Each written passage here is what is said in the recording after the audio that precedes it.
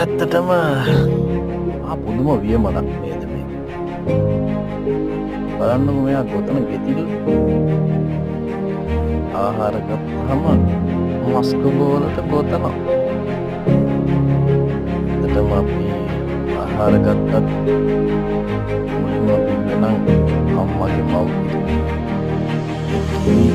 අවුරුද්දකට කාලයක් වගේ ඒ කිරි කියලවලින් මේ වැඩේ මෙයා කළා. ඒකට ටික ඇදුවා. ඇටට පොරට ගියා. ඊට පස්සේ මස්කුබටි අංග සම්පූර්ණ මෙයා වියනවා. කාලයක්. ඊට පස්සේ අපි ආහාර වලින් ආහාර වලින්